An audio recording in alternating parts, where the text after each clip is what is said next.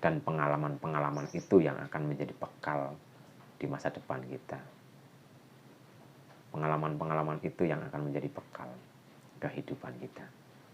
Terus berjalan pada jalan yang lurus. Jangan putus asa. Tetap semangat. Anda luar biasa. Anda itu hebat. Bersyukurlah Anda telah terpilih dan Anda dicurahkan rahmat kasih sayang serta anugerahnya oleh Tuhan kita. Assalamualaikum warahmatullahi wabarakatuh. Rahayu, rahayu, rahayu. Kali ini saya akan membahas tentang sesuatu yang dialami oleh para pejalan spiritual, oleh para beliau-beliau yang berjalan untuk mengenal dirinya agar mengenal dengan Tuhannya. Karena rata-rata dan hampir semua orang yang berjalan pada jalan ilahi, yaitu mengenal diri untuk mengenal Tuhan kita, berspiritual, itu akan merasakan sesuatu yang menyesakan dada kita.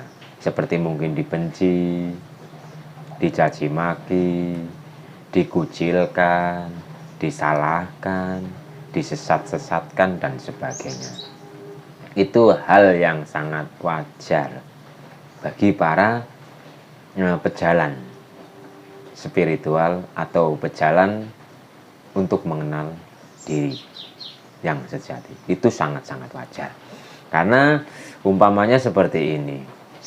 Ketika kita terkilir, seumpama jempol kita terkilir, untuk menyembuhkan jempol kita yang terkilir ini kan ada proses pengurutan atau diurut, dipijat.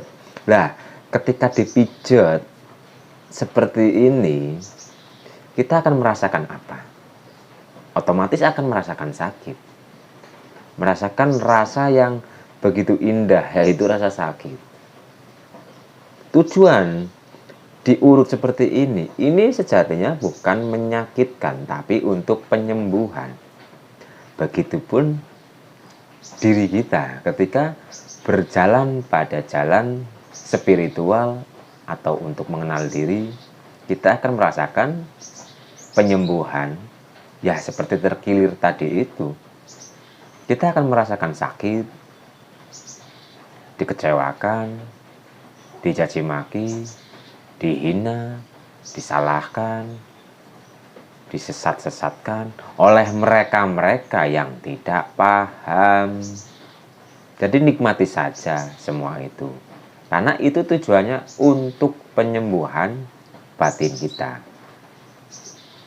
Batin kita selama ini kotor, batin kita selama ini sakit atau banyak penyakit hatinya, batin kita atau diri kita mempunyai sifat-sifat negatif. Lah, ketika kita terjun dalam dunia spiritual, kemakrifatan, otomatis kekotoran-kekotoran itu, penyakit-penyakit itu akan dibersihkan. Jadi proses pembersihannya ya memang sakit. Memang sakit, seperti tadi, seperti tangan kita itu terkilir. Proses penyembuhannya itu sakit. Seperti orang yang akan operasi. Yang operasi mungkin dalam.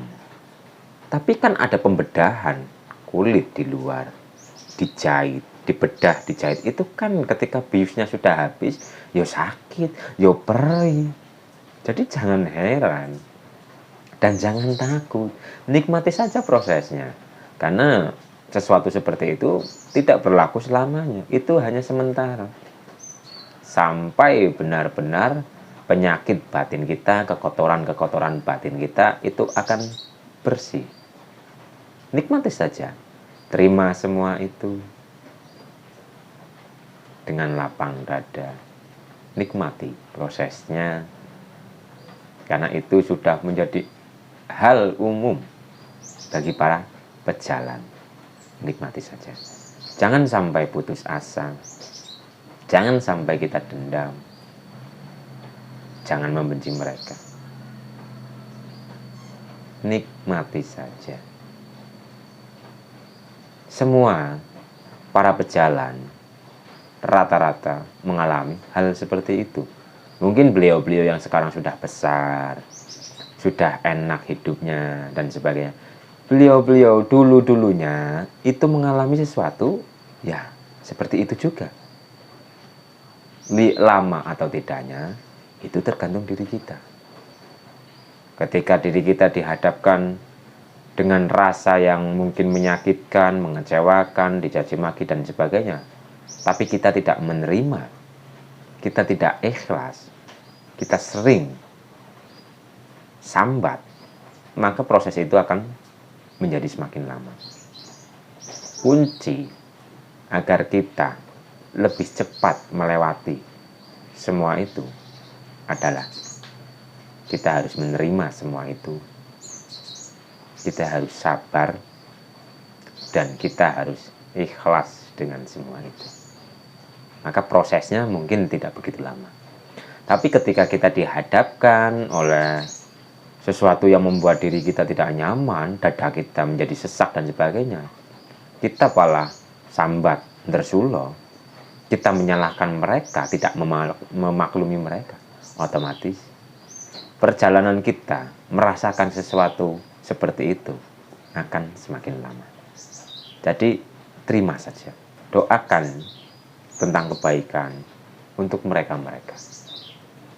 Karena Tuhan kita mengirimkan mereka, mengizinkan mereka untuk berbuat demikian. Itu tujuannya adalah untuk mendewasakan jiwa kita, agar jiwa kita tangguh, agar jiwa kita menjadi jiwa para kesatria. Jangan lihat makhluknya, tapi lihatlah hidupnya. Mereka bisa membenci kita, mereka bisa menghina kita, mereka bisa mencaci maki kita. Itu pun mendapatkan izin dari Sang Maha. Ketika kita menyalahkan mereka, kita membenci mereka, berarti sama saja kita membenci yang mengizinkan mereka. Jadi rubahlah pola pikir kita, rubahlah sudut pandang kita. Ayo kita belajar bersama untuk melihat kebaikan dalam keburukan. Mungkin mereka itu berbuat buruk kepada kita, tapi kita ambil hikmahnya.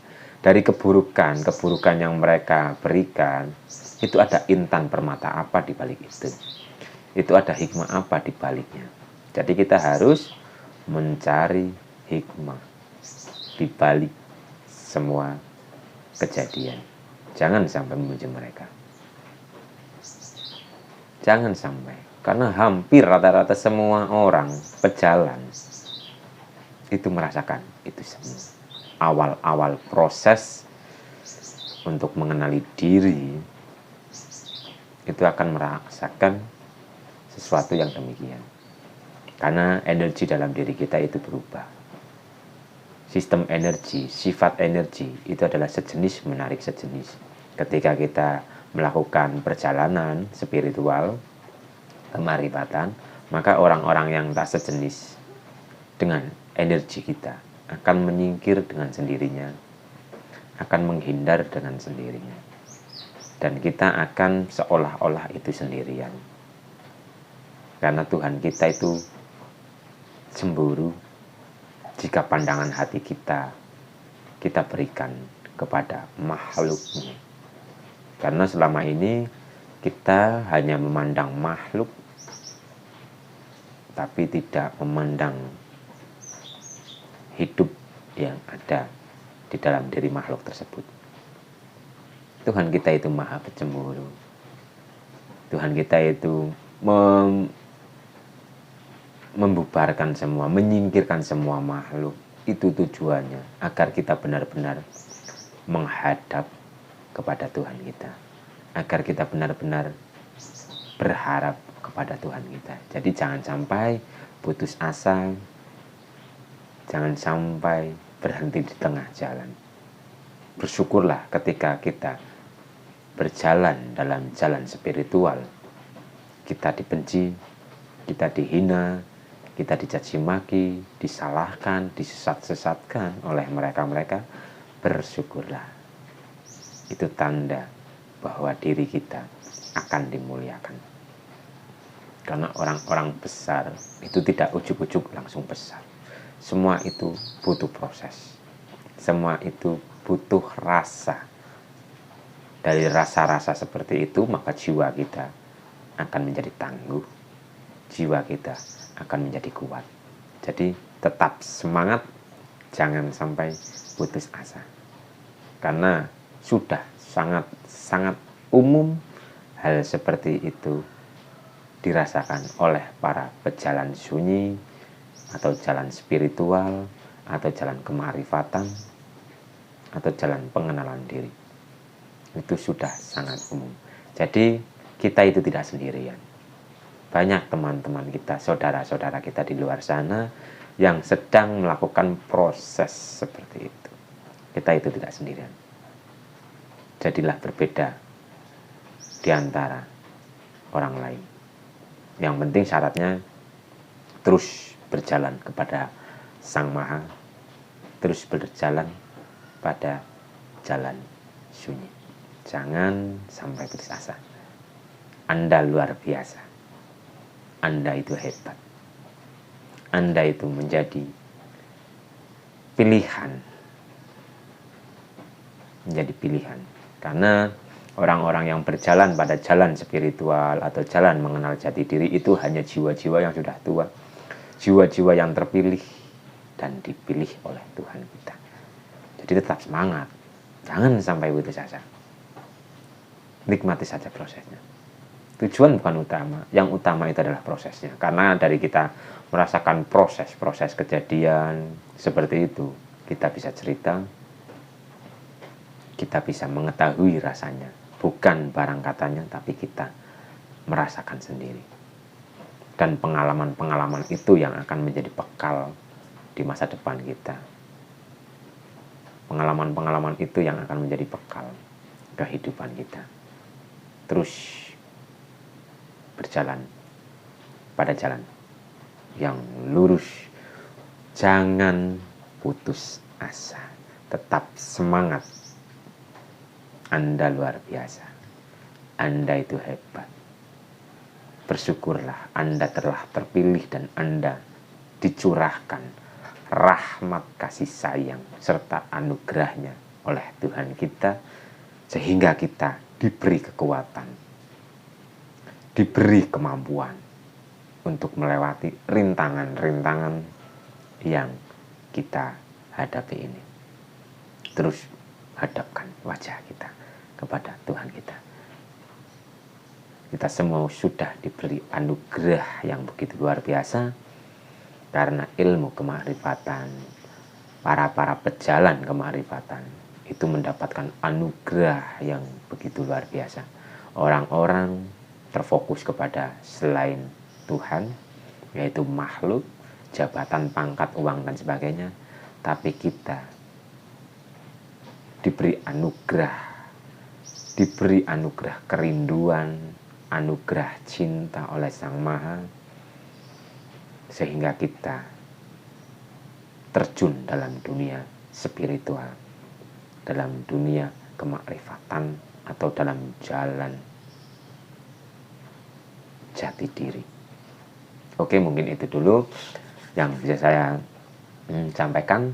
Intinya, jangan kaget, jangan heran ketika kita berbuat kebaikan tapi kita disalahkan, kita berbuat kebaikan tapi kita dihina dan sebagainya. Jangan kaget, jangan heran, karena teman-teman kita, saudara-saudara kita di luar sana itu pun mengalami seperti itu.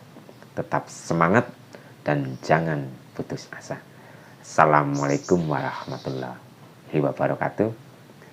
Rahayu, rahayu, rahayu.